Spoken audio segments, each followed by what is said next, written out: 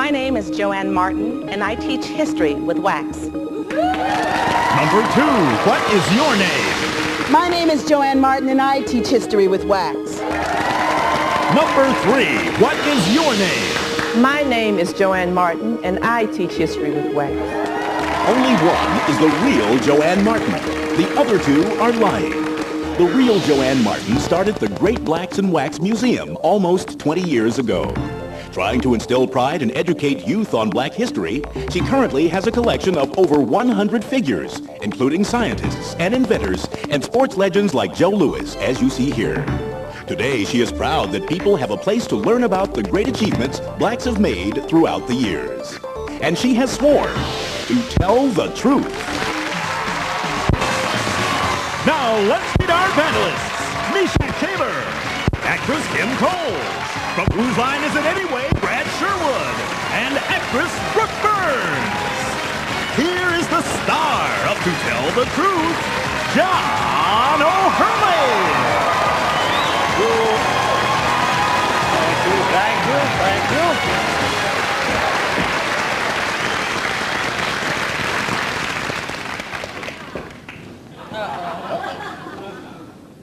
you. You want a piece of me? I thought so.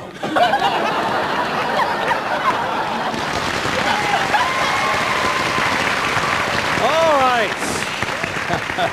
You know the way the game is played. Do you know the way the game is played? All three of our players here claim to be the real Joann Martin. Two are lying and only one has signed a statement swearing to tell the truth. Your job will be to find out who that is. Meshack Taylor, you'll start the questioning, please. Thank you, John. Number 1, where is your museum located? In Baltimore, Maryland. And number 2, how long has your museum been in operation? We opened in 1982. Okay. Number 3, who does the figures for the museum? We have a team of sculptors from all over the country who do specialized things like hair weaving and so forth. Number 1, how did you get the idea for doing a wax museum? Well, because my husband and I, as we've traveled around, we noticed that wax figures draw attention. They make people want to see if it's real. And that's how we got the idea. Number 2, where did you go to school?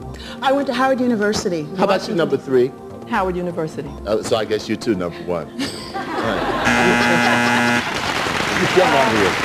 I would say this is lovely work. It's a little creepy, but it's lovely. I'll just be afraid it will be moving at night, and I have a problem. I'm a little scared of it, but wonderful work, really. Number 1, how much does something like this weigh? It varies on, of course, because different size heads and hands and things, but definitely a lot more than we do. Okay. Number 2, do you know how much it weighs, like in pounds? I would say that particular piece weighs approximately 175 pounds, but in pieces, you just break it down. The head is the heaviest part, just like on a human being. Like a big old head, like mine. Number 3, is this what you do for a living, or do you have another job? This is what I do for a living. Number 1, you too? Yes, it is. And number 2, is your museum the only one of its kind? Well, certainly not the only wax museum in the United States, but the only one that is specifically about black history, yes. Okay. All right, on to Brad Sherwood. Number 2, is your museum also located in Baltimore? Yes, on North First Street. All right. Number 3, you as well? In Baltimore, Maryland, yes. Number 3, who set the record for most consecutive baseball games played? Cal Ripken. Number 1, did you have to get rid of the Michael Jackson statue when he turned white?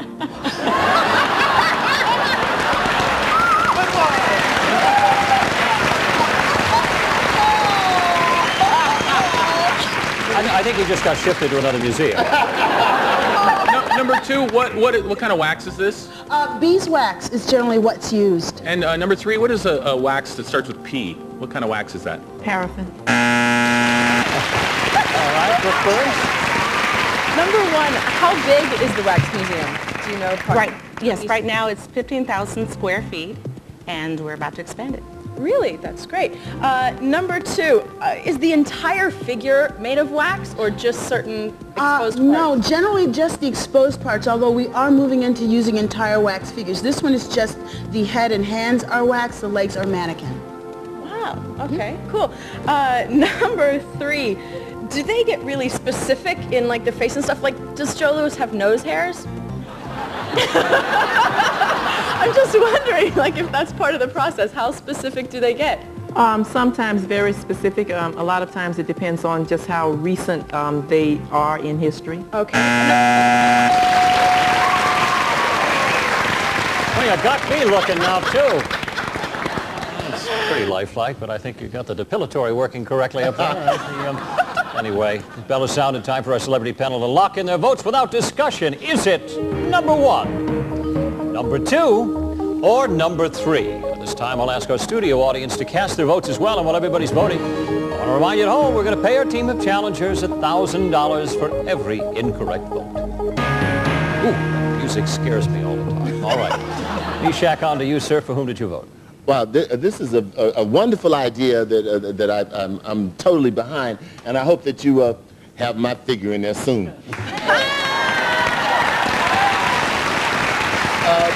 I really can't.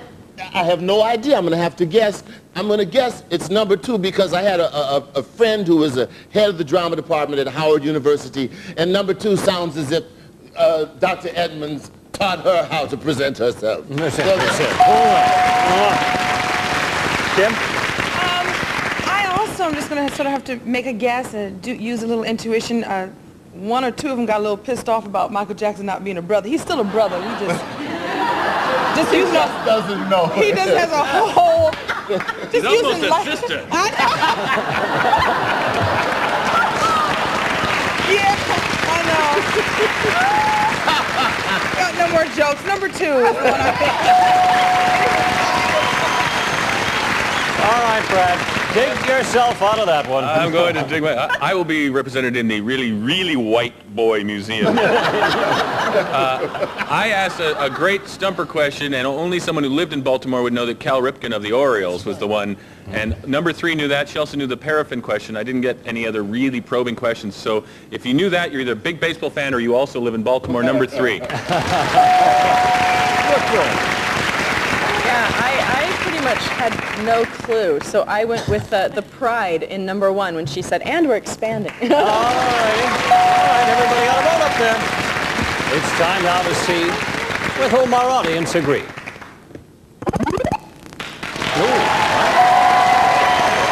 right, they went with Brad's Cal Ripken questionnaire. All right, we're going to be right back. We're going to find out who's right, who's wrong, and who the real founder of Great Blacks in Wax is right here on To Tell the Truth. All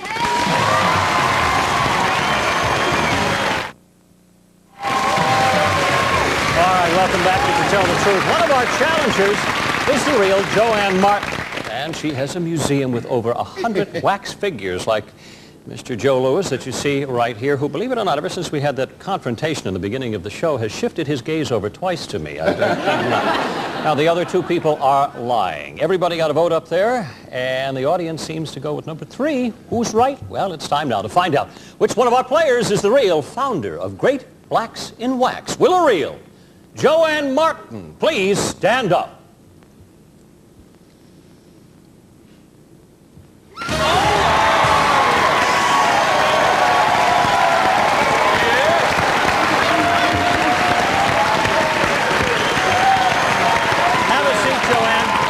We'll come back to you in just a minute.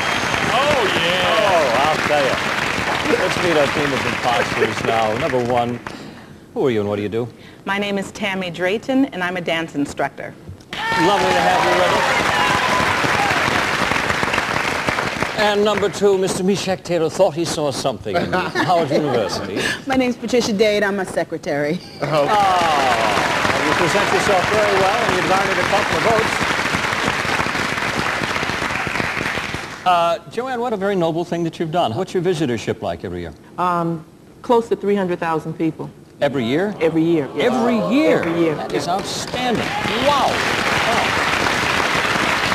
Well, what a wonderful story. If you're in the Baltimore area, please stop by the Great Blacks in Wax Museum. Thank you very much for your story, Joann. Thank you so much for being with us. We have 3 incorrect votes. $3,000 will be split among the 3 of you. Thank you again for playing To Tell the Truth. And panel, and Mr.